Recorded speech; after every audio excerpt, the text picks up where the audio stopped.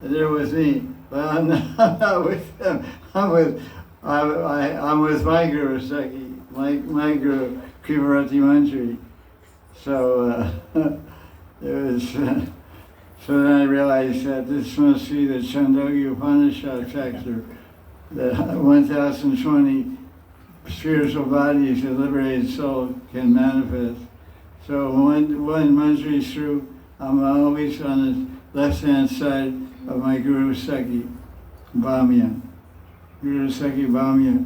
And my disciples are always on the left-hand side. Each disciple is with one of me, with one of me moving in the leelas. That's how it's going to be. And I'm not going to be away from my Guru Sakhi, and you're not going to be away from your Guru Sakhi. So maybe sometimes you'll bump into my Guru and you'll see something, hey, that's what he looks like, my Guru. It is.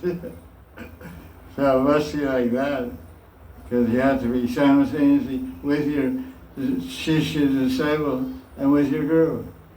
Yeah, so I was thinking that's pretty interesting. Thought I had a story about meditating. I said, right now I'm thinking of Leelas and trying to say with my Guru Sakhi.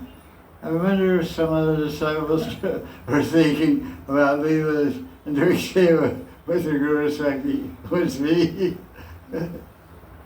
You follow? You don't follow. No, I'm totally following. Yeah. That's how it works. It has to be like that.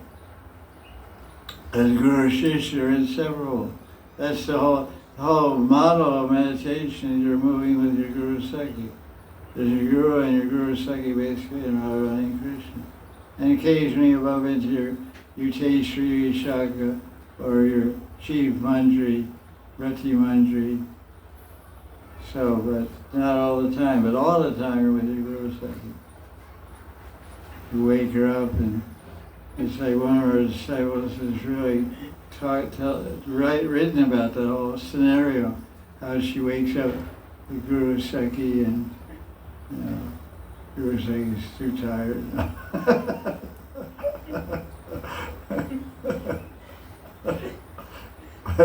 She's just wide awake.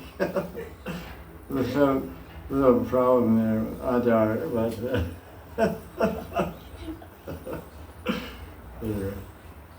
Jaya Jaya Sri Radhe.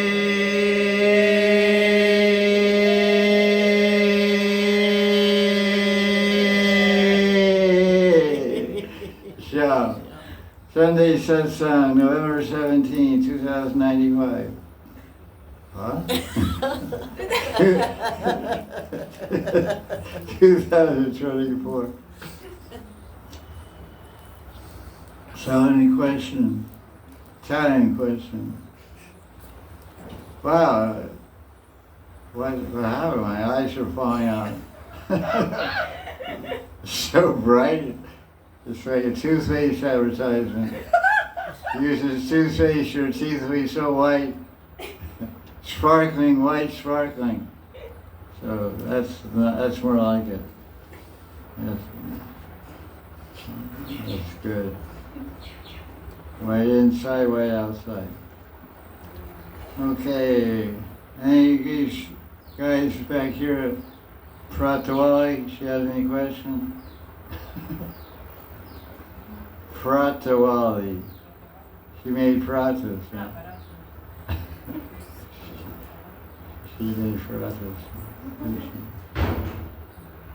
Yeah. About that you were discussing before, that sometimes happened that... Hey, Radhisham.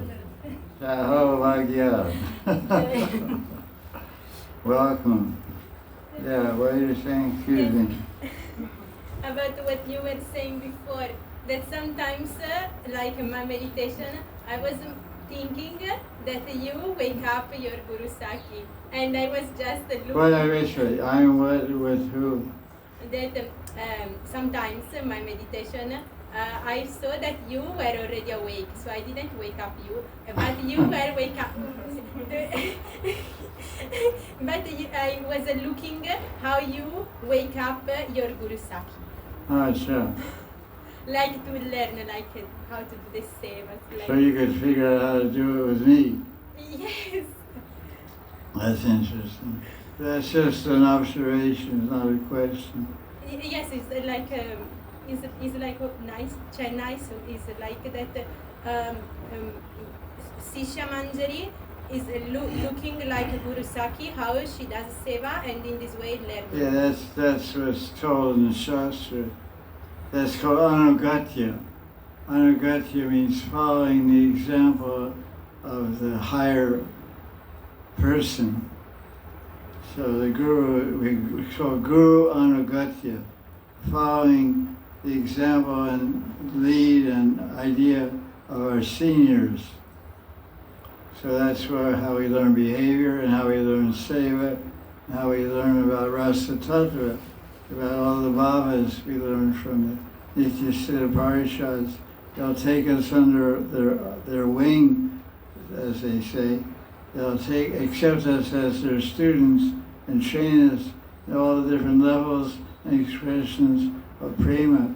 Above prema, there's sneha, man, pranaya, rag, anurag, bhav, mahabhav, modan, madan, mohan. So many different levels of love that we'll have to learn about. We have to understand when they're shown and how they're shown, what are the symptoms, what are the sevas required at different stages of love. It's very complicated science, the science of love. We know how much difficult it is to figure out love in this world. You ask 100 people what's the definition of love, 100 people will give you 100 different definitions. So there's thousands of definitions of love, what is love and how it's expressed, what it means to the lover, what it means to be beloved, how the lover responds to the beloved, and their response and reciprocation. Oh, I didn't turn it on. Anyway,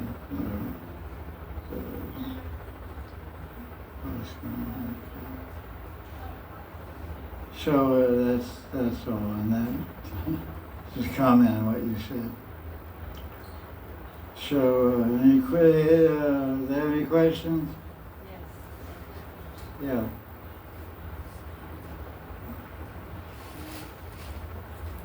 Hey, Baba, Jaya Radhe, and the other person, Sri Krishna. How's my girlfriend? Yeah, fine, miss you. I'm in Madan, you ran away with some other girl, you know. Well, that's what I have around. lots of girlfriends. I imagine. But it's because I'm a girl. I understand. Okay, that makes it better. Well, they're friends now. I don't have all that other nonsense. Yeah, okay, yeah. It's so much sweeter. Yeah, that's right. They're all Sakhi, they're all friends. Yeah. Sakhi means friend. Nice. Sakhi. Sakhi means friend. All right, Sham. Buenos dias. Good day. So what's the question? No question. What? Oh, yeah. How to stay outside Vrindavan, like in consciousness of Vrindavan, and always try to concentrate and practice spiritual. How to stay outside Vrindavan and stay inside Vrindavan at the same time. So the question is asked, how to stay outside of Vrindavan and stay inside Vrindavan at the same time. And stay in connection with the flow of Bhav and the flow of Seva in Nitya Vrindavan, and which is also percolating and reverberating through this Boma Vrindavan, in this world we live in. Basically, first of all, you can stay there if you have desire to stay there. Every movement begins with desire. Thinking, feeling, and willing. Thinking and feeling means thinking over what you're desiring. So your desire to be in Vrindavan and close to Radha and Krishna and near them and near their pastimes and in their pastimes doing service, you have to desire that intensely and make arrangements to fulfill your desire. So the best way to fulfill your desire is to always hear lectures in Russian, because you're Russian people, always hear lectures where people are talking about Vrindavan and talking about Radha and Krishna's Leelas, either narrating Leelas or talking philosophy and tattva, siddhanta about what is the backing and the rasa tattva and the philosophy behind the Leelas, or just hearing a narration and description of different pastimes. And also reading with your eyes and mind, reading shastras that describe the pastimes of Radha and Krishna Vrindavan. Reading with a prayerful mood. A mood full of prayer means you're reading and praying to the author of that book. For example, if you're reading Govinda Lilamrita, written by Krishnadas Kaviraj Goswami, he's one of what we call the 8 Goswamis. There's the 6 Goswamis, and there's 2 more. The 7th Goswami is Krishnadas Kaviraj, and the 8th Goswami is Lokanath Goswami. No. 7th is Lokanath Goswami. No. 7th is Lokanath Goswami, and the 8th Goswami is Krishnadas Kaviraj. So these, when we read it, Govinda Lilamrita or Chaitanya Charitamrita, which describes a lot of Krishna and Radha's pastimes and leelas and feelings, we should pray to Krishnadas Kaviraj, please bless me, I can, this feeling, this wisdom, these leelas will stick in my mind and stick in my heart and stay with me wherever I go, move around Russia or Moscow or wherever you live. So, by combining desire to stay in Vrindavan with prayer to the Acharyas, with hearing Hari Katha about Vrindavan and Radha Krishna's Vrindavan Leela, and reading books about Radha Krishna's Vrindavan Leela, all these methods and practices combined will keep you in Vrindavan even if you're out of Vrindavan. So this is the answer to the question, how to stay in Vrindavan when outside of Vrindavan. Amen. Om Tat Sat. Prashna Samat. Whatever, not Prashna, but answer, whatever you say. Samadhan. Samat. Thank you. My tutor, my teacher, Sanskrit teacher. Thank you. Okay, what else? Another question? Okay. Okay, thank you.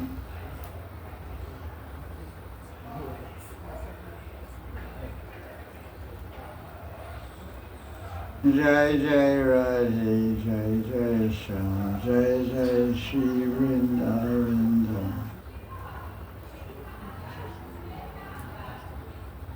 Another question you're asking? Seems like warming up for a question. Translation.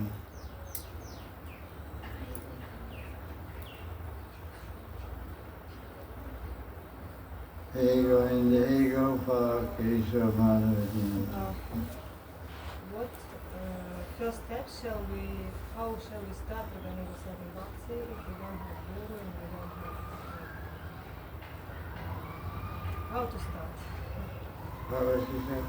How to start How to start Raghavana? How to start Raghavana Bhakti if we are not having any Guru? The question is, how to start Raganuga Bhakti if you haven't taken Diksha from a Guru? Well, if you have the desire to start Raganuga Bhakti, that means you receive the mercy of Krishna in the heart. The Adi Guru is Krishna in the heart. He's the original Guru, is Krishna in the heart of every jiva. So there's a verse in 1861 in the Gita, Ishvara Sarvabhutana Brahmayan Sarvabhutana Yantarudaya Maya. That Krishna says in Gita, he's sitting in the heart of every living entity. 1861 in Gita. And he says, I am moving, I am controlling the living entity, the Jivatma is sitting in this body, which is like a machine, like a taxi. I'm the taxi driver. Bhagavan, Sri Krishna, the taxi driver. He's making the taxi go right, left. He's like GPS, inside GPS, directing you here and there. So he's inspiring you. Oh, I heard about Raganuga Bhakti, I want to practice it, but I don't have a Raganuga Guru. So it doesn't stop you from practicing, because what does Raganuga Bhakti mean, first of all? You can't practice something unless you know what it means. So the initial desire to practice Raganuga Bhakti must be followed up by its research and discovery of what is the definition of Raganuga Bhakti and how to practice it, and then start practicing. Like, well, you could just, for example, learning how to drive. You can go to a driving school and teach you how to drive a car, or you just get in and start driving. You have a few crashes. You can learn just by getting behind the wheel and learn by experience, or learn by hearing from a teacher. So, find out what it is. Basically, what is Raganuga Bhakti? It means to read about it. Come up here, step here. There's plenty of seats. Turn that fan. Fan back. There's plenty of books to describe, wait a minute, how to practice Raganuga Bhakti. First of all, Raganuga Bhakti means you read books about Krishna's Vrindavan Leela and its associates. Krishna in Vrindavan has Leelas, pastimes, in 4 different rasas, 4 different feelings and attitudes of love. Love of a master, of a servant for the master, love of a friend to a friend, love of a mother and father for their son or daughter, and love of a lover for his beloved, or her her lover. Amorous love, married love, conjugal love, whatever you want to call it. All these 4 loving relationships and exchanges are being depicted in the books that describe Krishna's Leela in Vrindavan. So you read all about books, any book that talks about Krishna's Leela in Vrindavan, you read that book. And as you read, you see which of these 4 types of love is my heart and mind attracted to, which resonates, which vibrates.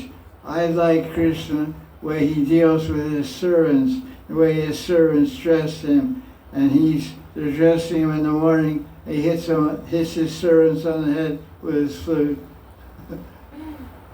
They're dressing him, he taps on the head with the flute. And they laugh and he laughs. And that's the way the servants get reciprocation of love, loving exchanges.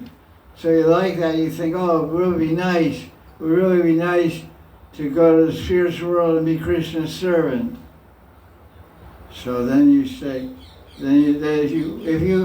when you read about Krishna Leela, when you feel a particular strong attraction and liking for one type method, one exchange of love between Krishna and his devotee, you identify with, then you start reading all about that particular type of love and exchange with Krishna.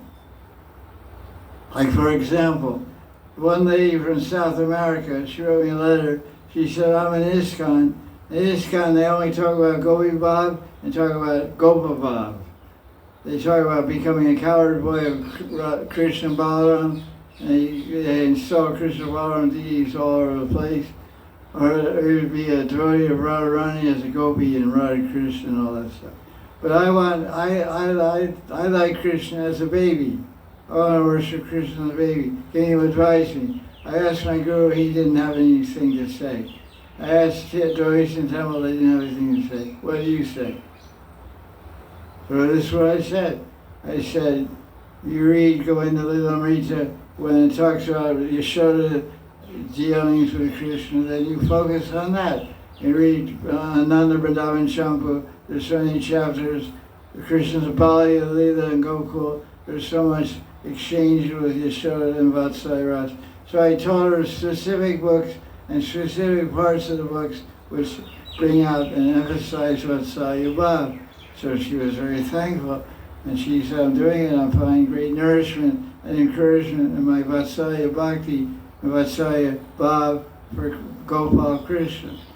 So this is how Raganuga Bhakti begins. It doesn't depend on Guru, it depends on Kripa. Kripa can come out of the blue from Krishna or another Vaishnava. You haven't even taken Diksha, but you're already practicing Ragmarg sadhana. Raganuga Bhakti is a sadhana just like Vaidhi sadhana. How many people in the world are chanting Hari Krishna on Java beats, offering food to deities, studying Gita Bhagavatam, and don't have a guru? Millions. It's called New Bhakta Program, they call it this kind.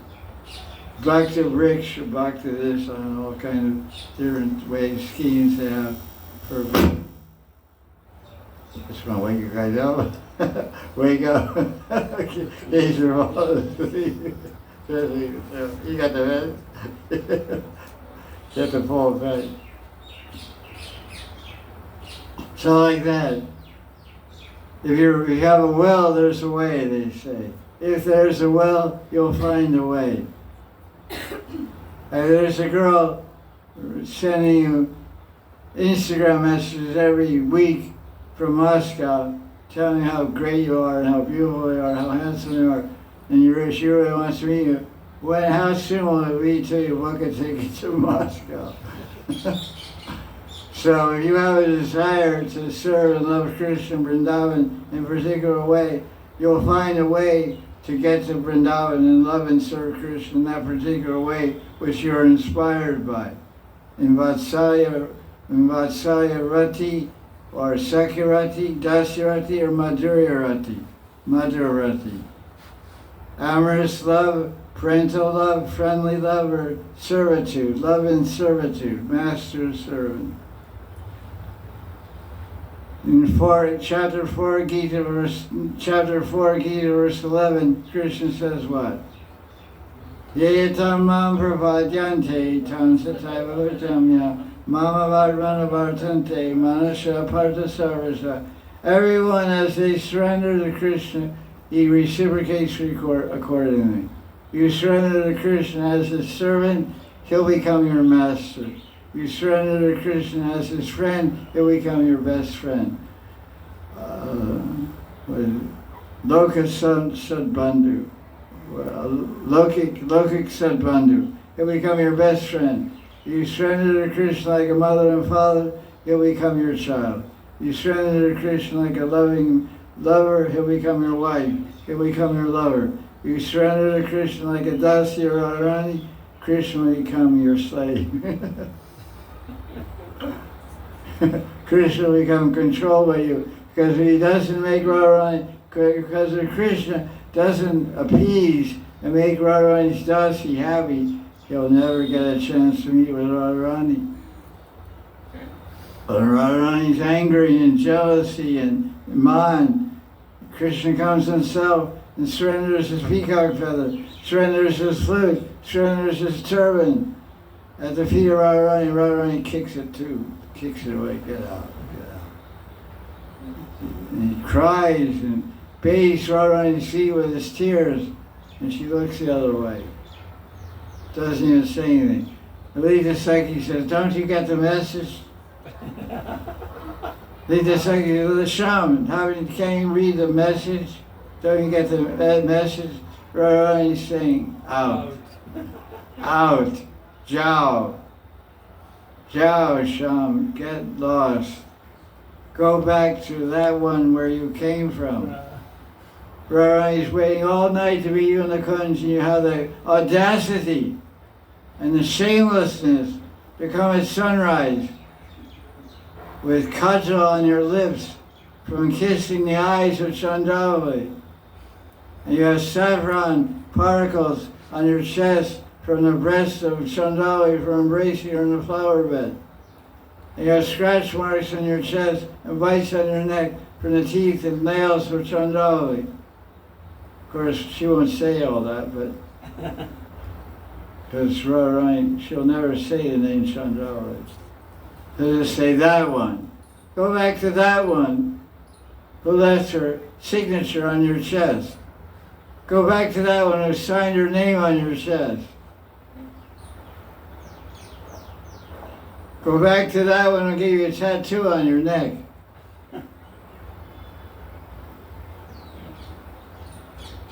So Krishna leaves the Kunj and goes outside and tries to find someone more agreeable than Lalita Sakhi and Radharani, to get Radharani to say her. So who does he approach? The Sakhis are one unit. They're all against Krishna. Manjaris are open for bargaining. So Krishna approached the Manjari, Rupa Manjari, Tulsi Manjari, Rati Manjari. Oh, Rupa Manjari, can you help me out? Why should I? Yeah. What will you do for me? Well, we can make a deal. We can find some way to reward you. So this is how it goes.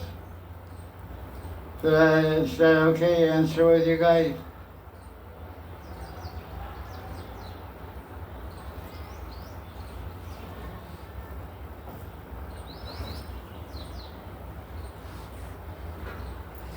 I have one question.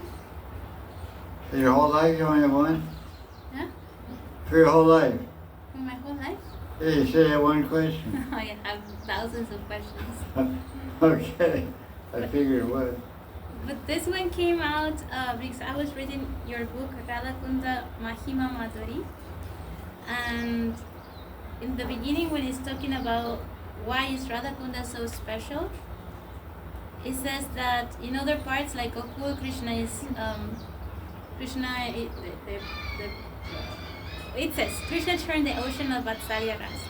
Then in Vrindavan, he tasted Madhurya Ras, but he couldn't relish the sweetest taste of Madhurya because there were other gopis that were just getting their bodies as gopis, like the personified Vedas, Dandakaranya sages, and these liberated souls. So then it says that because of the presence, because of the presence of all these newcomers, Sri Radha became angry and left that rasa dance. Yeah. And that's the Maharaj dance. It's described in Bhagavatam.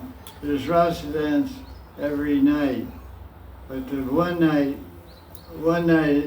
one night is described in the 10th canto of Bhagavatam. And that's called a Maharaj dance, where every kind of sadhana siddha personality had attained the spiritual body of a gopi, got an opportunity to dance with Krishna. And Radharani didn't even know who they were, because the other Sakhis of her party are all direct expansions from Radharani. Like, it's like your mother has 10 children, and you have a party, and 20 other kids come. So your mother says, what are these kids? They're not my kids. They come to your birthday party. So all these other Sakhis aren't created by Radharani, they're created by Krishna. The Siddhas are created by Bhagavan Sri Krishna. The Radharani's Sakhis are expanded from Radharani's body directly. So that's why it's saying Radharani didn't feel comfortable. Because the other people are not they're not her people. They're not nitya siddhas, they're sadhana siddhas. Nitya siddhas are there forever. Sadhana siddhas are been in the material world forever, and they attain sadhana, get prema, and enter the lila and take a gopi body and go to get a chance to dance with Krishna in the Maharaj dance. So that's why. So what's your question exactly? I thought that Radharani was always happy to come to get the jivas closer to Krishna. If they can serve Krishna, then she's happy. That's preaching rhetoric. That's called, you can look up Google Dictionary, rhetoric, R-H-E-T-O-R-I-C, rhetoric. That's rhetoric for preaching. They try to homogenize every concept and every topic and connect it to preaching. Radharani has nothing to do with preaching at all. Radharani is Krishna's loving associate, and she's absorbed in his intimate loving service. Preaching is the field of Chaitanya Mahaprabhu, and specifically Advaita Prabhu and Nityananda, the main branches of Chaitanya's tree. But Gadadhara Pandit is also a preacher, and all the followers of Lord Chaitanya are preaching Krishna Bhakti. So Radharani is not happy to see, Radharani is not, she's absorbed in Nitya Leela. The gurus, the liberated gurus in the spiritual world, they're happy to see more jivas enter the Leela. Radharani could care less. That's not the way it is. So you see, Radharani is absorbed. There's many forms of Krishna. In the Rasa dance, there's one form of Krishna that never leaves the side of Radharani. The original form. There's only one form of Krishna that's with Radharani that never leaves. When he expands to be between each pair of gopis, that's another Krishna. Expansion, not the original form. So Radha and Krishna are locked together, like the Nimbark Sampradaya says, Nitya Nikunja Leela. Nitya Vihar Seva. 24 hours and Radha and Krishna are locked and embraced in the Kunja. But where's Radharani reading the newspaper to find out what conditioned souls got liberated into the Rasa dance? She's lying with Krishna in the Kunja 7 days a week, 24 hours a day. This is Nimbarka Sampradaya. There's a bona fide Vaishnava Sampradaya. It's, what's this, Sampradaya? Hamsa Sampradaya? Kumar Sampradaya. Hamsa Avatar. Nimbarkacharya. They're one of the four Vaishnava Sampradayas. So we have basically the same idea, but we have Yashoda and other people. There's coward pastimes and Mother Yashoda, and Krishna has a whole lot of relationships. And half the day he's in the Kunja Radharani. 6 hours in Radha and 6 hours at night. So midday and midnight, 12 hours a day, Krishna with Radharani. So maybe between, those other 12 hours, Radharani gets some news, some conditions, but we don't read, I've never read anything about this in the books I read. It's what I call preaching rhetoric. It's just to, the kind of thing people say around Astami and stuff. Radharani's so happy when you sell books in Los Angeles airport. I saw in 1975, you weren't even born, I don't think so. And I was selling books in Los Angeles airport, 50 books, Bhagavatams a day. And the secretary on there said, Radharani, so pleased you're selling these books. I said, I believed it. Prabhupada was pleased, I'm sure of that, but that was really stretching it. Radharani's feeding Krishna's autograph. Krishna, so-and-so did 50 Bhagavatam. Wow, great. I mean, okay, it's a nice idea, but reality and, it's preaching pep talk. That's okay, it's harmless, but it's not true. So what's your question? That's your You question? answer it. Yeah, you answer. Okay. Thank you. I don't know what the question is, but I answered it. Question. These new people, you have any questions?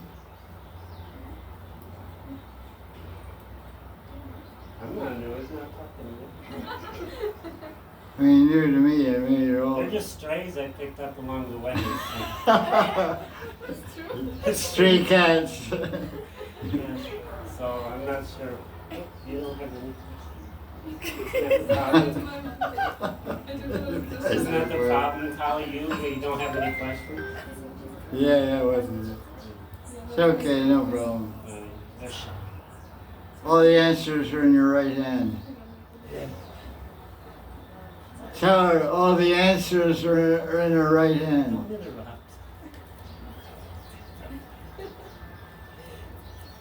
Yeah, this is really good. That's a fact. So you have 999 questions more? You say 1,000 questions? I have one more that I would like to ask right now. Oh yeah, one more, okay. Yeah. So how can you differentiate, or how can we differentiate any rock in Raj from Govardhan Shila? What's the difference when you see them? The question is, how do we differentiate any rock anywhere or in any rock in Vrindavan and Gaudiya Shila? So we have to back this up. The real question you should ask is, how do we know anything? Which when you're saying how to know, knowing means to know the truth. You want to know the truth. You have that question which has an answer. So it means you want to know the truth. So to know the truth, you have to hear from someone who knows the truth. So that person who speaks the truth, how does he know the truth or she know the truth? The truth is contained in books of knowledge, books of truth. Books of truth were originally spoken. There was no books 1,000 years ago. Books are a new thing. Books, before knowledge was spoken and heard. It's called Shrotyam, Shrota, hearing, spiritual knowledge. So the Vedas were spoken by God. The Word of God. The Bible says this is the Word of God. So the books of knowledge are called Veda. The word Veda means to know. The word Veda means, the word in Sanskrit means to know, Veda. So you want to know, you have to consult books of knowledge to get answers. Otherwise it's just your mind, your opinion, my mind, my opinion. But there must be a perfect mind with a perfect truth. And the only one with a perfect mind and a perfect truth is a liberated soul who's representing God or God Himself. So God Himself speaks in holy books like Bible or Quran or whatever. But for the Hindu Dharma, God speaks in Upanishads, He speaks in Mahabharata, He speaks in Bhagavad Gita, He speaks in the Bhagavatam and Puranas. He speaks, and sages who have realized and seen God and been empowered with the Shakti of Bhagavan God, they also speak spiritual knowledge. So how do we know that Bhagavan, that Giriraj is Krishna, from the Srimad Bhagavatam, written by Vyasadeva and spoken by Shukadeva Goswami to King Parikshit? Because it's a historical fact that 5,000 years ago, Krishna was on this planet, on this earth, in this area right here. And Indra made a flood, a hurricane, tornado, hurricane, and flooded the Vrindavan, Brajmandal, with torrential rains. And Krishna lifted up Govardhan Hill. And why then, before he lifted the hill up, he had all the Brijvasis worship Govardhan Hill. So they said, why are we worshiping Govardhan Hill? We should worship Indra, because every year Nanda Maharaj and all the Brijvasis worship King Indra. Why would they do that? They would do that because they want rain. And the Hindu Dharma, there's a person in charge. Every energy has a person. There's power and powerful. There's money and there's Bill Gates. So there's rain, there's somebody in charge of rain. The Secretary of Rain, Secretary of Treasury, Secretary of Railroads, Minister of Railroads, Minister of Finance. The Minister of Rains is Indra. So Indra gives rains, rains gives grains, grains give life to humans and cows, and grass for the cows, and milk and everything. It all depends on rain. No rain, no life. No cows, no humans, no grass.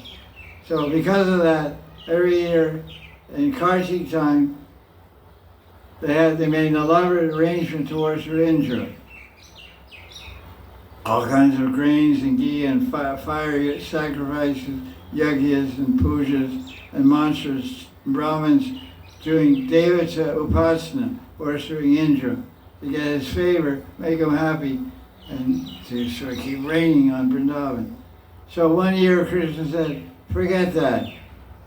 We don't depend on him. We depend on Giriraj.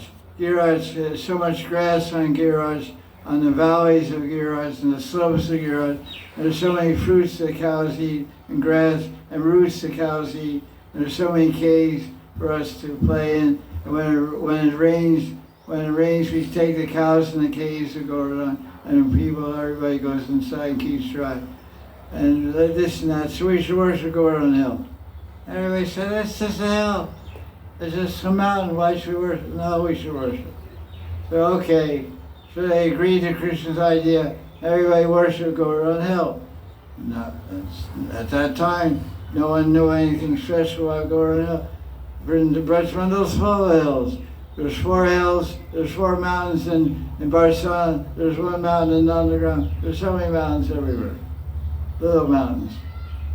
So after they worshipped the hill, while they're worshiping, big food offering and Chavan Bhog and everything, and then they saw on top of Gaudiya Hill a big form of Krishna. Krishna's little boy is like 1 meter tall. How old was Krishna and Gaudiya Lila? 7 years old. How tall is a 7-year-old kid? 1 meter. Right? 1 meter. Yeah, a kid 7 years old. How tall? 1 meter. Yeah, his daughter. So Krishna's 1 meter tall. There was a guy standing on top of the Gaudiya Hill who was 100 meters tall. 500 meters tall. He looked like Krishna. And he spoke. And when Krishna saw that big form of himself, he paid obeisances. And he offered arti to him. Little Krishna offered arti to big Krishna. And then the big Krishna said, listen everyone. You should know from this day forward that this Gaudiya Hill and I am non-different. This Gaudiya Hill is Krishna, Sakshat Krishna, just like me. So that's the Bhagavatam, 10th canto, chapter 24, says Gaudiya Hill is Bhagavan. Doesn't say every rock is Bhagavan. Now, that's the Bhagavat Praman, the evidence and truth of Bhagavatam. 10th canto, chapter 24, Bhagavatam. Gaudiya Lila.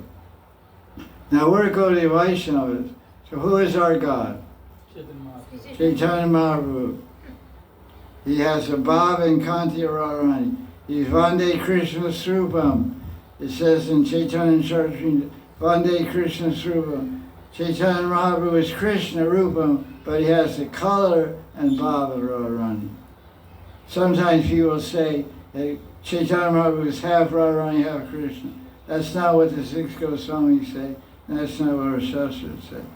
There's a very popular slogan in some spiritual missions, Sri Krishna Chaitanya, Radha Krishna Nahi Anya. It's unfortunately written on there's been some development by IGM of Chaitanya Mahaprabhu's sitting place. I wrote that verse on the wall of that prickle mark of that place, Chaitanya Baitak at Shamakund side, the place commemorating where Lord Chaitanya discovered Radha Kunda Shamakund. It's called the sitting place of Mahaprabhu, Chaitanya Mahaprabhu. And they wrote that verse, and then to translate in English, Lord Sri Chaitanya Mahaprabhu is the combined form of Radha and Krishna. And this is wrong. The word for form in Sanskrit and Bengali is rupa. And Chaitanya Charitamrita, Krishna's Maharaj is saying, glorifying Lord Chaitanya, is saying he has the Bhav and Kanti, has the Mahabhav of Radharani and the color of Radharani. Then last line he said, Vande Krishna Srupam. That he, Chaitanya Mahaprabhu, is the Srupa of Krishna, not Radha Krishna. So he's Krishna, not Radha, half Radha, half Krishna. Has a golden, he's a golden Krishna. How many Krishnas are there? There's a red Krishna, there's a white Krishna, there's a blue Krishna, there's a green Krishna. Green Krishna is Ram, red Krishna is Yaki Avatar, blue Krishna is Shamsundar, white Krishna is Hamsavatar. So many different forms of Krishna, different colors. But nowhere in Goswami Shastra, nowhere in the Bhagavatam, anywhere. This verse is interesting because you can search folio. I have a folio on my computer, has every single book that's been written in Sanskrit and Hindi. And this book has no reference, this verse has no reference. You can search this book on folio, this quotation on folio, BBC folio, or any Sri Krishna Chaitanya, Radha Krishna Anya. You can't find any source. It's not from any book. You can't find any book. You can only find it in lectures by ISKCON and Gaudiya Vaisnava, because it comes from Bhaktivinoda Thakur or Bhaktisiddhanta Saraswati. So it's maybe the intention of the verse is different, but the way it's translated is not correct. So that's just for the record. So when we look at Lord Chaitanya, what did he say? We're talking about the identity of every right. What is your question? Repeat your question. Why do we worship Giriraj in a special rock and any other rock in Vrindavan Street? No, how do I differentiate? This is Govardhan Srila, If she sees any rock, how she knows that But whether like this physically. is Govardhan or this is any other rock? but like physically. I don't know. You pick a rock here. What are you saying? She's saying if I thought she said, how do you differentiate between Govardhan Hill and the rocks in Govardhan Hill and the other rock in Vrindavan? Yes. Yeah, differentiate means she's... The difference. Yes. So I'm telling how you understand the difference. That's correct. One is God and one's not. You understand? You don't understand. Is there a visual difference? Yeah, that she is asking. That But is- she didn't say that. And give me a break. You ask a round, obtuse question, you expect a different kind of answer. You say how you differentiate. Yes, I said how to differentiate. You didn't say it visually. I didn't say that. Yeah.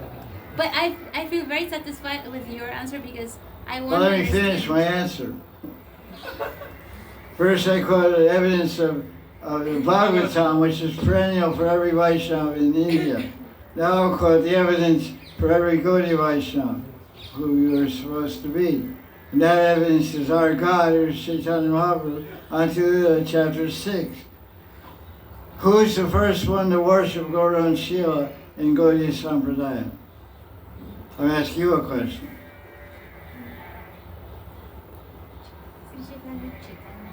You don't know? You should read the books. How many years you're initiated? 15 years. 15 years. 15 years you're initiated, Gaudiya Vaishnava. You never read Chaitanya Charitamrita. Very good. What did Prabhupada say? I printed all these books for whom? For the ISKCON people to read the books. So when you read Chaitanya Charitamrita, if and when, hope you do someday, when you get to chapter 6, you'll find out that the first one to worship Gauranga Hill and Chaitanya and Gaudiya Sampradaya was who? Chaitanya Mahaprabhu. He started to worship himself. And the second one to worship, who did he give his Shila to? Raghunath Das Goswami. And what did he tell him at that time? What he said, I'm giving you this Gauranga Shila. You should understand that this Gauranga Shila is Sakshat Prajendanandan Sri Krishna. It's directly Sri Krishna. And you should worship him with 8 Tulsi Manjaris and bathe him every day and offer him a sweet. And this Gunjamala, this red and black berry, dried seed of a vine, of a lata that grows in Vrindavan, other places like this. You can grow in Mexico also, you take a seed. This Gunjamala is Radhika Charn. It represents the lotus feet of Radharani.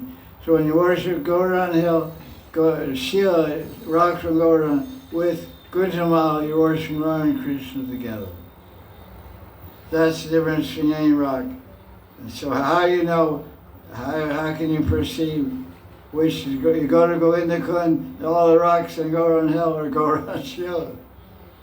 What more do you want? What do you want to know more than that? What's your answer there or what? Yeah. You want to go around Shila, you go to Govinda Kund and take one. What's the big deal? You read the original Krishna book, it's unedited. It's published by, what's it called? Krishna Heritage Foundation, which is Madhu Pandit from Bangalore. It's available in Loy Bazaar, Rasbiari Bookshop. I bought a copy. The original edition, English edition of Krishna book. On chapter 24, in English, Prabhupada wrote in his own handwriting when he first wrote the book, before it was changed later.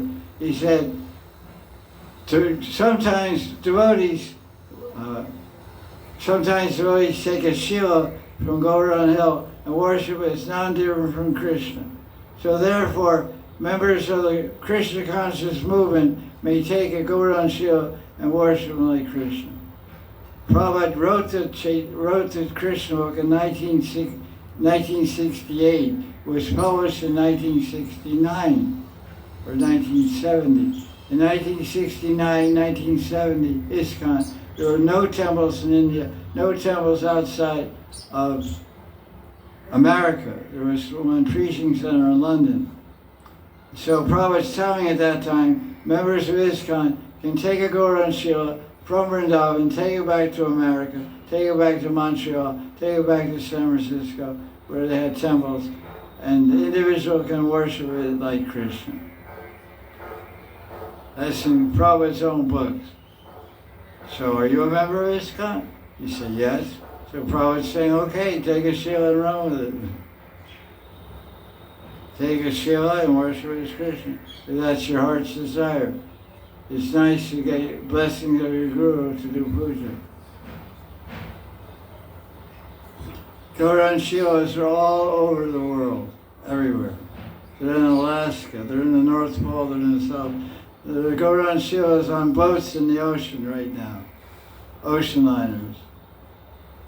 I know a person who's a captain, he takes Govardhan Shila on the boat.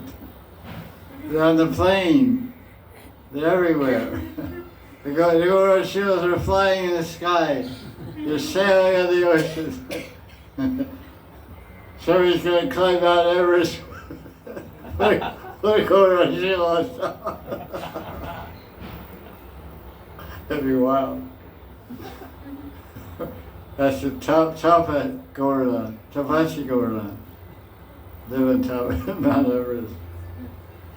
Jaya Jaya Sri Radhe.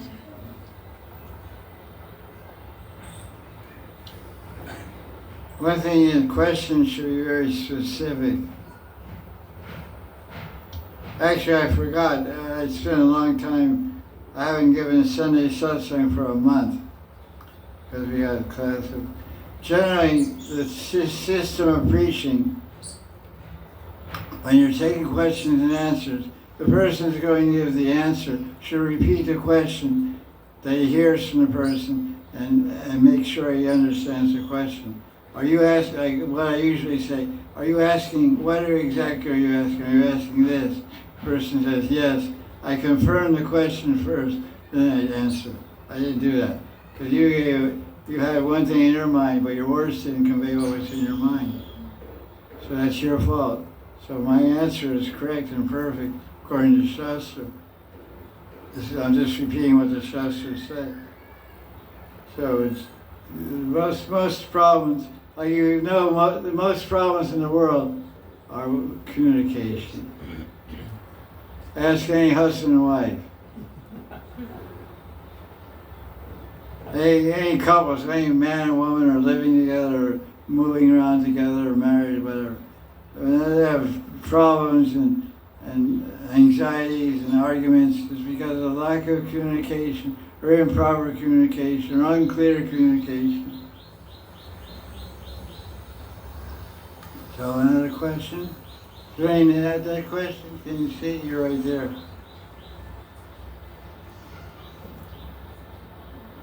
No. Okay, thanks. Some more questions? Vrindavan Sevika, you have any question? Yeah, You're a okay. smart guy. I've got a question for Maharaj. Just I've heard, some people say that regarding Govardhan Shilas, that a small Shila is more powerful than a big Shila. Is this, like, how could that even be? Like, but people say this, so I just wanted to get your opinion on it.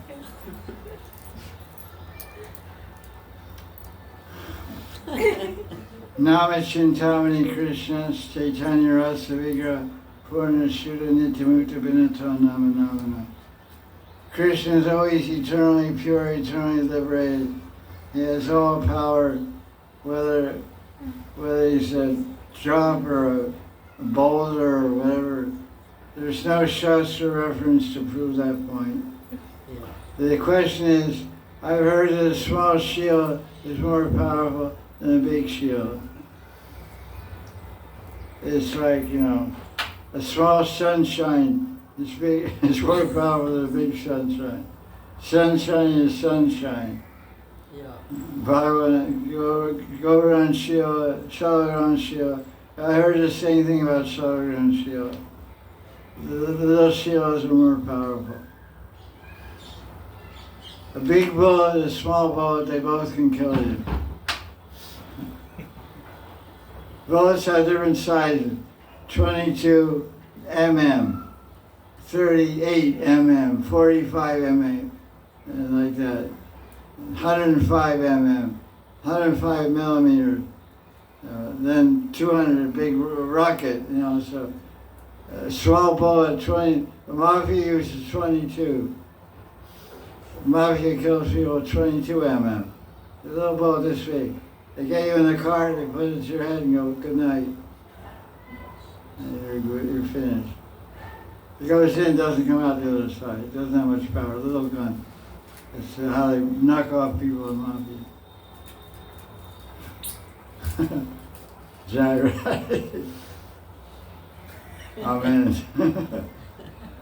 Our Father art in heaven, hallowed be thy name. I used to pray, I was raised a Catholic. I used to go to church and pray. I used to say, what the hell is his name anyway? Our Father who art in heaven, hallowed be thy name. Your name is hallowed, means holy. Your name is holy. Holy name. Holy Name Society, Holy Name Church and all this stuff. So I asked my priest, what's the name? The name is Jehovah, Yahweh, this, that. Okay. But the Prabhupada says, Hari Krishna. Okay, that works better.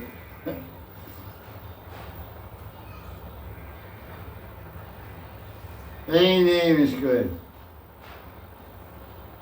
Yahweh, Jehovah, Jesus, Christ, Krishna, Allah, Adonai. There's a lot of different Greek, there's so many different names for Bhagavan. If you're calling somebody, they're going to reply. You call someone's name loud enough, they're going to reply. So you're a Greek and you're calling God by a Greek name for God, then the God is one, His names are many. Vishnu Sahasranam, Radha Sahasranam, Gopal Sahasranam, 1,000 names of Gopal, 1,000 names of Vishnu, 1,000 names of Radharani, Radharani Sahasranam. There's 1,000 names of Radharani in Brahma Purana. There's another 1,000 names of Radharani in Narada Purana. So there's so many thousands of names of Radharani. They're all powerful. So big Shiva, little Shiva, any Shiva, Gauranga Shiva, Shalagram is unlimitedly power, Ananta Shakti.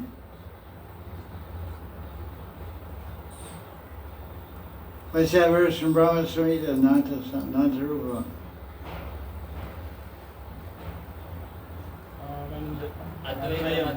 Advaitam Achyutam Anadam Ananta Rupam Adyam Pranam Purusam Navayavanam Sa Vedeshu Dalam Atulam Sumata Bhakta Govindam Hari Purusam Brahma Samhita.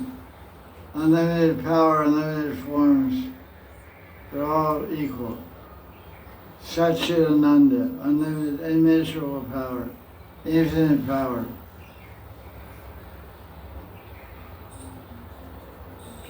Okay, any other questions? You got some there?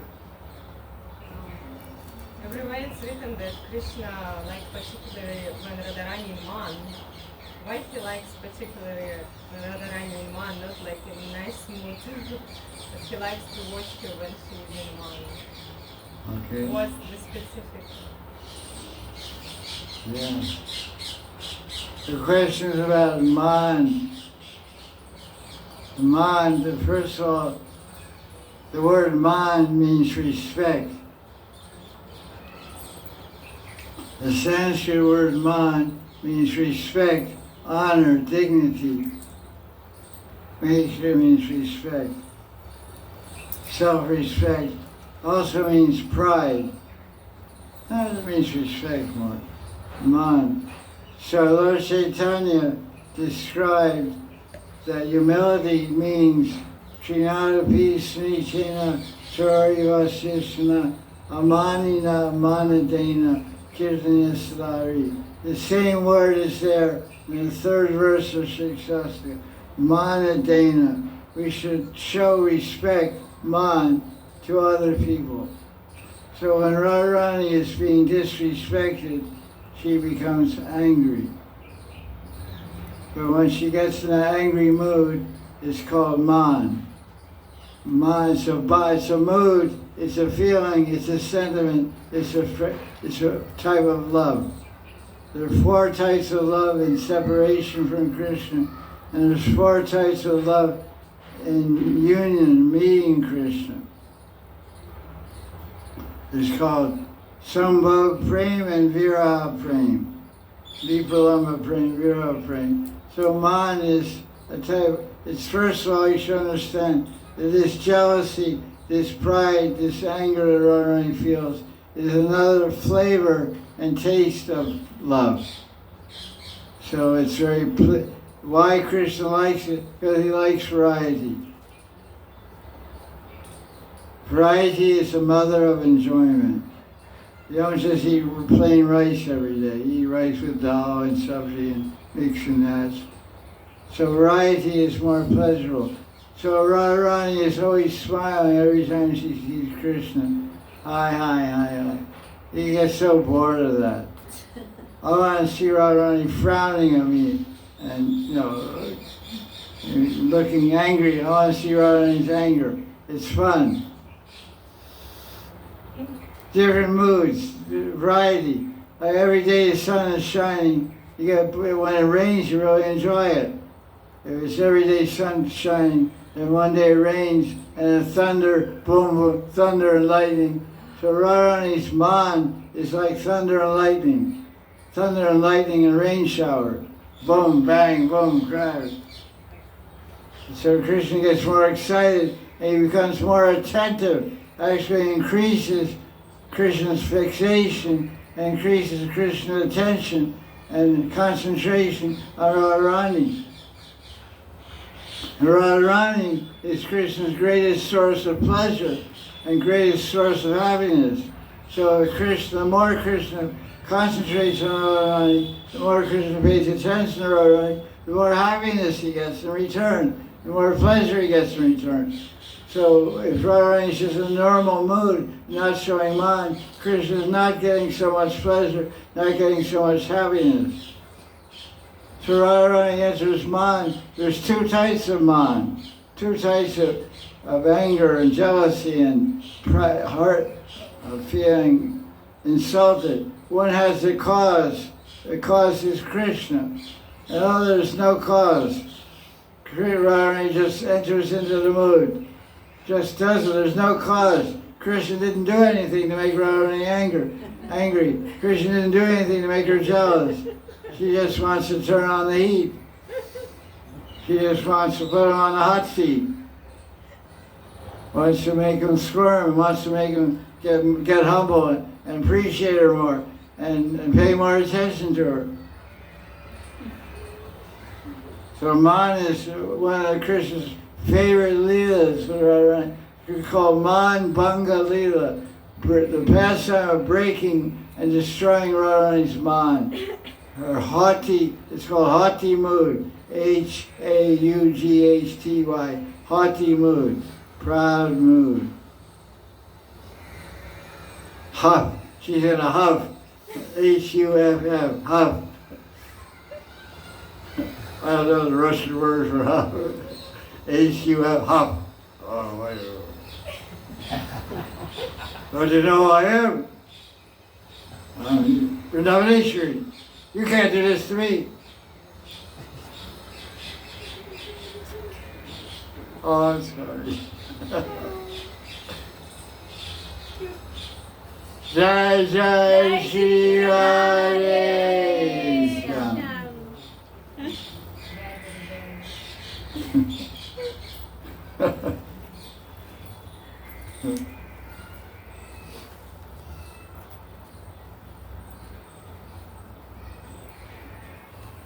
Question.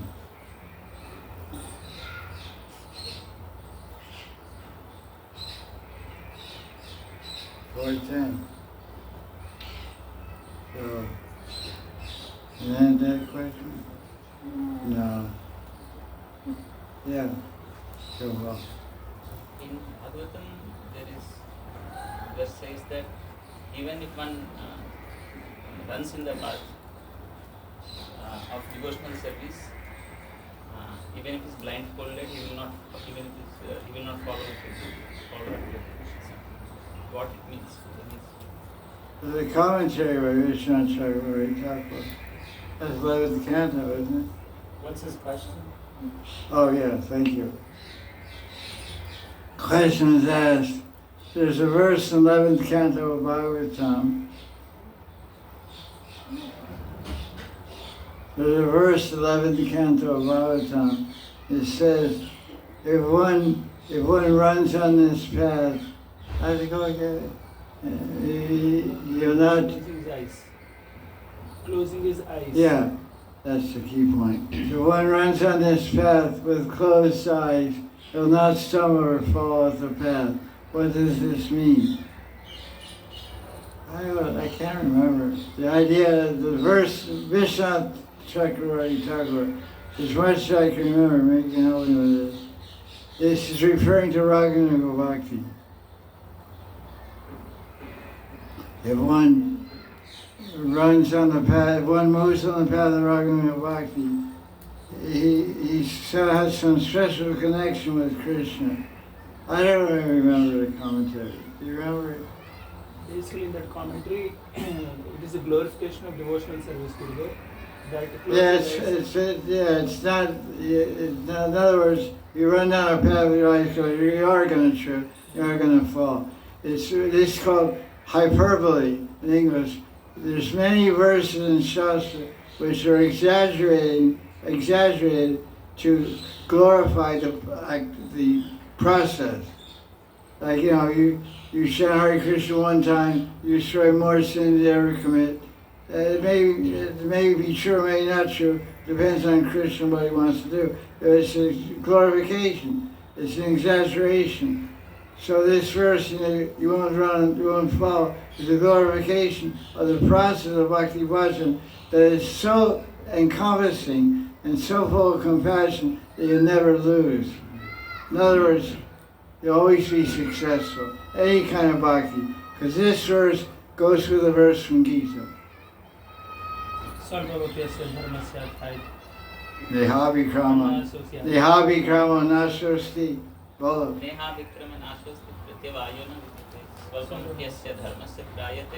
What is that, 240? 40. Second chapter, verse 40. Nayabhikamo nashasti pradyavadite sovam panivatavan vishad Swalpamapyasya dharmasya Soma Dharmasya Traite Mahatavaya. So this verse says, anything you do in bhakti, you never lose. The same thing, the verse goes with this.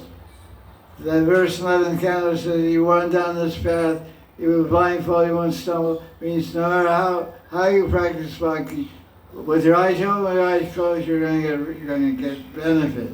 You're going to make progress towards Krishna and attain Krishna. So in other words, when you start bhakti, it's eternal. Because when the seed of bhakti is placed in the heart, it stays there forever. So it may be dormant for some time. You may make some Vaishnava aparad, and the rest of this life, you fall from the path of bhakti, you fall into Maya. But when you take birth next life, you'll start bhakti again. And to prove it's Bhagavad Gita, chapter 6, verse 40. You remember that one? Purva Vyasena.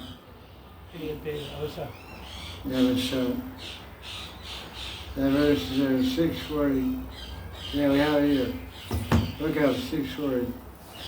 It says that verse, according to what one practiced in previous life, they'll automatically from the heart be attracted to it in the next life.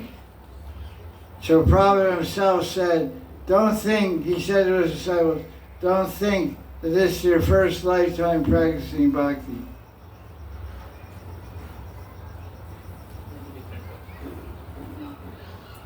$640, 44 maybe.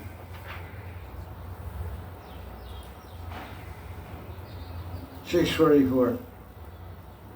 Bhagavad Gita verse 64 means, which proves that you regain your prior practices. You automatically become attracted to the spiritual practice performed in your last life. Purva Vyasya, it starts out this way. You finish it. Yeah, you know, guys don't get away or what happened? Purva Vyasena Teneva Riyate Avasho Pisa Jignasura Yogasya Shabda Brahma Dati Vartate. Krishna says to Arjuna, 6th chapter Gita, according to one's prior practice in previous life, one is spontaneously attracted to practice in the next life. So these all go together with that verse. Never fall, never lose, never. You get bhakti, it's with you forever. Because bhakti is nitya. What is bhakti? Swarup Shakti of Bhagavan. Swarup Shakti means the spiritual power of Bhagavan, which is a combination of two Shaktis, Ladni Shakti and Samvid Shakti. Love and wisdom. Love and wisdom, spiritual love and spiritual wisdom are eternal potencies. So when that potency is placed in the heart, it's with you forever. Krishna will never forsake you, never leave you. You may leave Krishna, he'll never leave you. He's in your heart.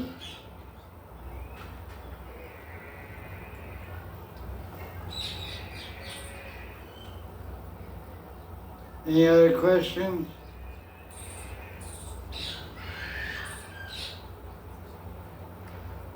Ego in ego bhakti. Maybe it's only a speculation. Oh, that's probably But right. possible. Go ahead, speculate. Like, when We'll speculate with you. when I read this verse that we're discussing before, I see like literally. It means that if one like stays with closed eyes just chanting Hare Krishna, it's impossible that we fall. Meditating on Krishna like this is like I read it like this, but maybe it's only a speculation. I say so. I'm asking, is it a speculation? What's the question? That I read this verse like this, like literally. If one run on the path of devotional service with closed eyes, will never fall. Even, Yeah, this. Her understanding of the verse, she is telling you that. even But maybe it's only a speculation. So I just asked. What do you mean? You sit down and chant Hare Krishna, close your eyes. So you'll So- never fall down. That's what she said. Yes. Well, everybody closes their eyes when they chant Hare Krishna. No, I think if one does Everybody chants Hare Krishna falls asleep. this is right. What's too much to do about that? That's nothing new.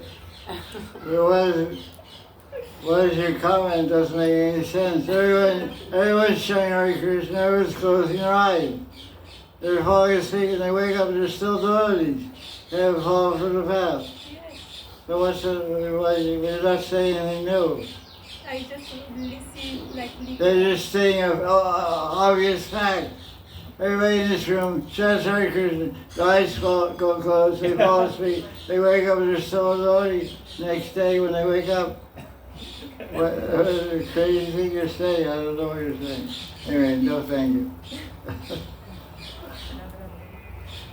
Oh, you have a question, they're just standing there for a breeze. Question from devotees. If Radharani and Krishna they are busy with pastimes, do they listen us when we are praying them, and on our level, like, do they reciprocate? And who reciprocate if we really feel that they answer on our prayers? Okay. It's a good question. The question is, hey, hello. Hey, thank you.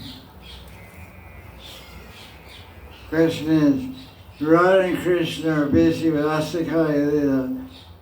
Who hears our prayers and who's blessing us? As I said earlier, there are many forms of Krishna. There's one form of Krishna which, hey, fix up, what are you doing?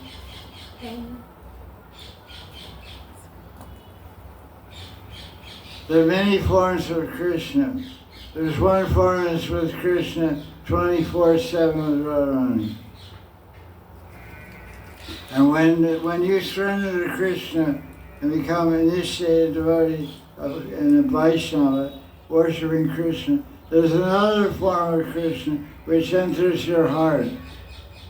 Now, before you surrender to Krishna, before you take Diksha, in your heart is a Paramatma. Paramatma is Chaturbhuj Narayan, four-armed form of Vishnu.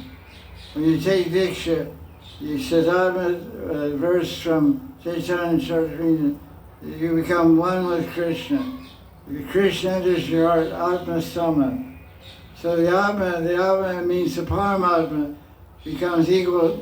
Krishna enters your heart at Diksha.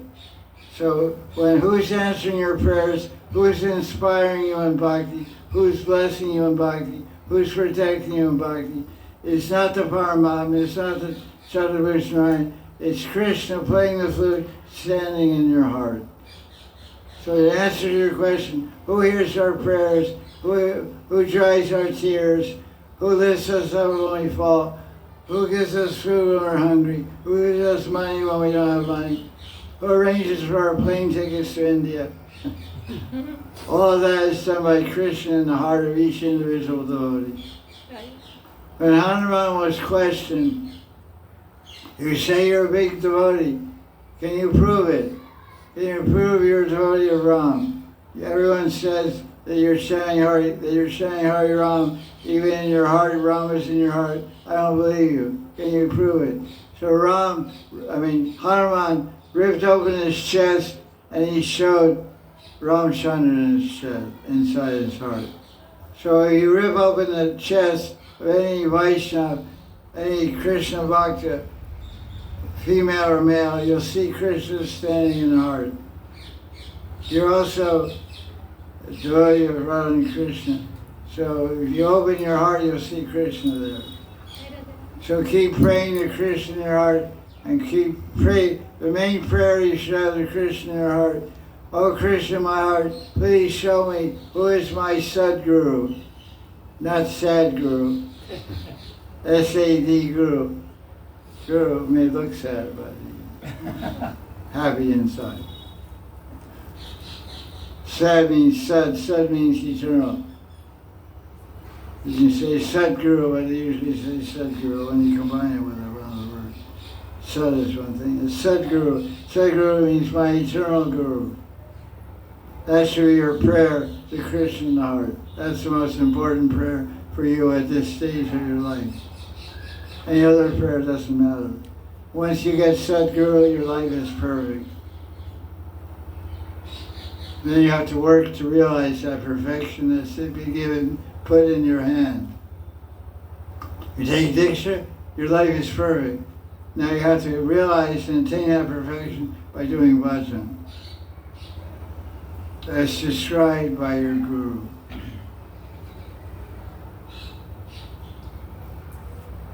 Jaya Jaya Radhe, Jaya Jaya Sri, Jaya Jaya Sri Radhe.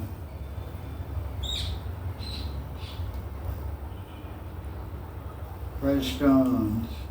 Is also Radharani present near to Krishna in our heart? They're one. Jaya Radhe. Right. Krishna consciousness includes Radha consciousness. We're not going to change the Radha Krishna movement. It's a Krishna conscious movement, that's good enough. Radharani's a little shy, she doesn't want to be on the limelight. She wants to be in the moonlight. Not the limelight, not the spotlight. Krishna likes spotlight. He's cocky and proud. He's dear Lalita, dear Prashant, dear Adata, dear Odata. Radharani's Lajeshwari, shy.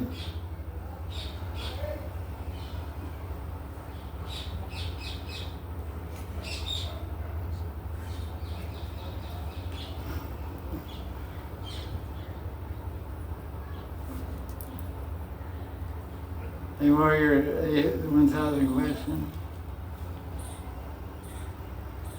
Okay, there's no more questions. Do your friends have any more questions?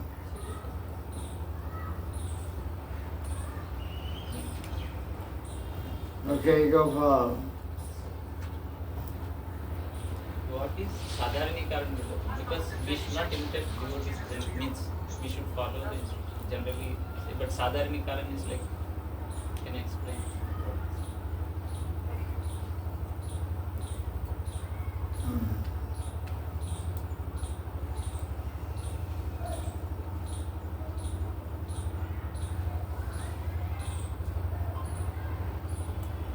Question is asked about sadharanikaran. Sadharanikaran is a practice of bhajan described in many shastras, but specifically mentioned in Bhakti Sri Sindhu in first wave chapter 5, I believe, where describing Bhava Bhakti.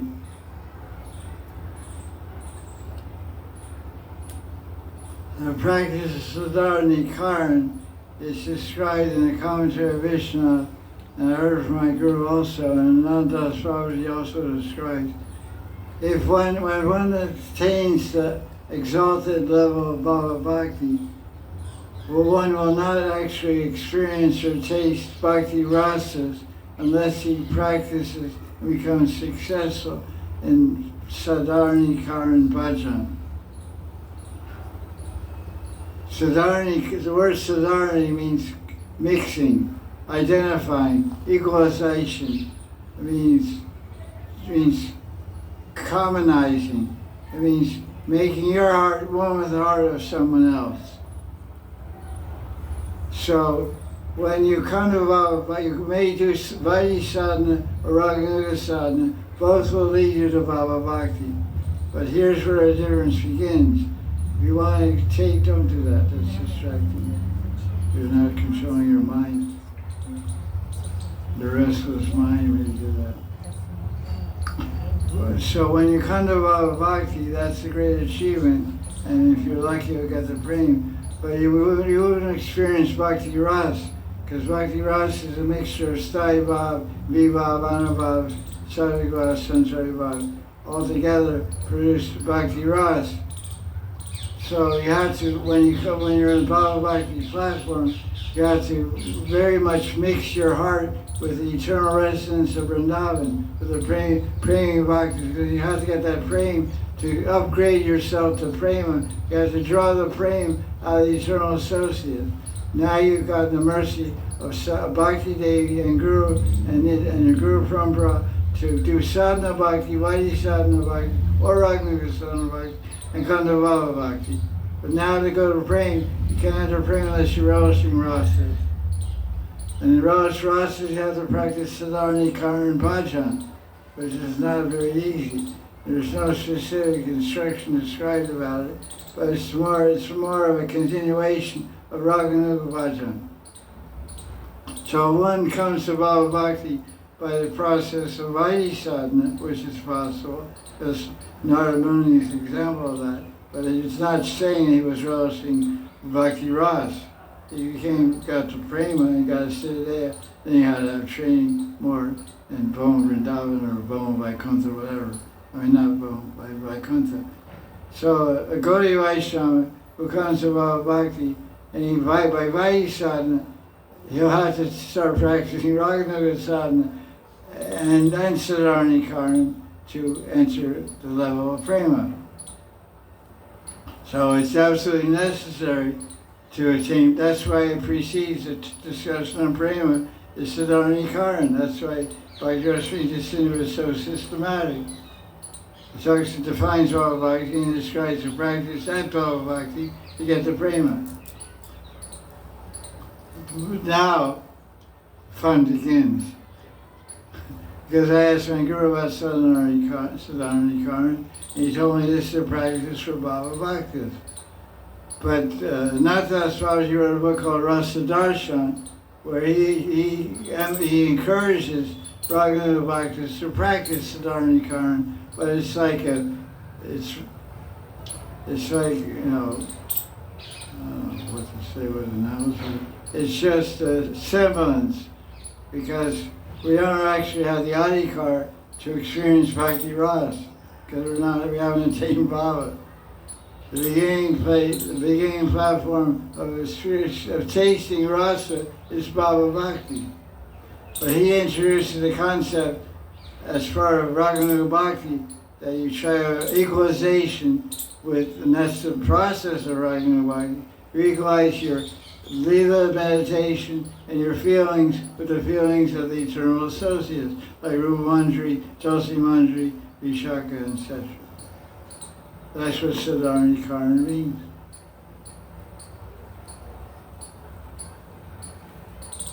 The word Sadharana means common.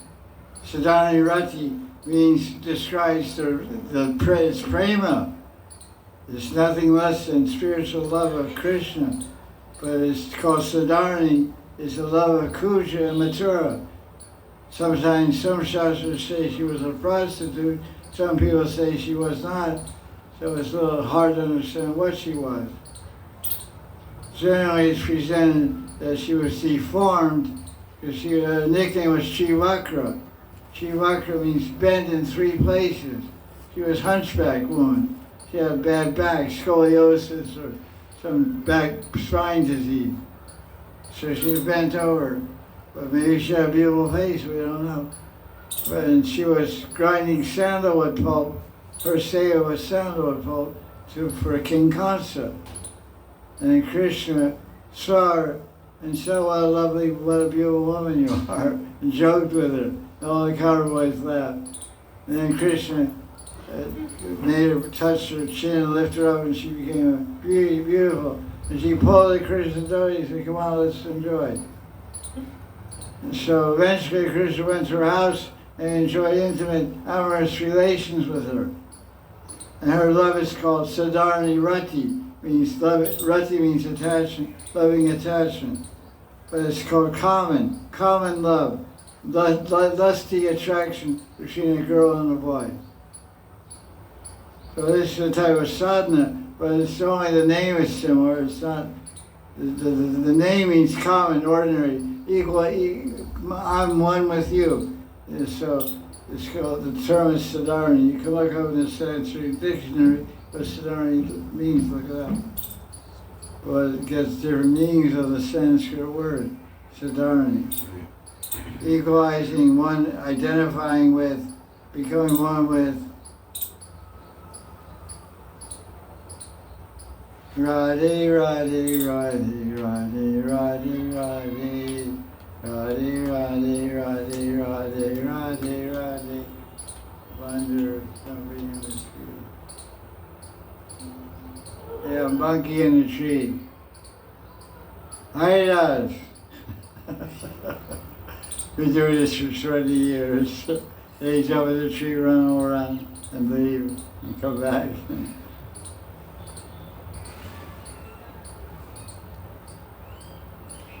Sadhya, they say, a bamboo with a heroine, type of heroine.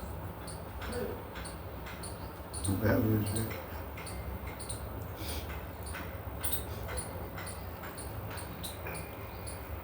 The word Sadarani is a synonym for the word Samanya.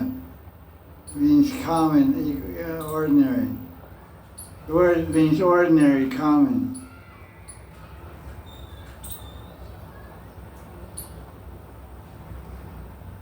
Tree.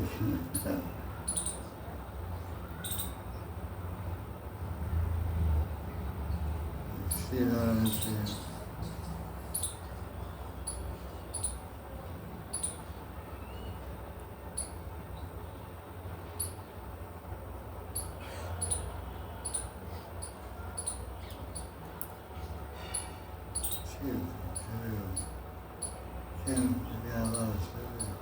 Me in English. Hit that shit.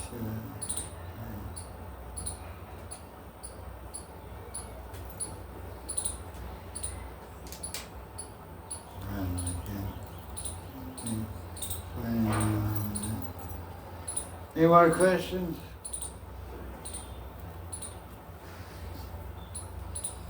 Jaya Jaya Sri Radhe.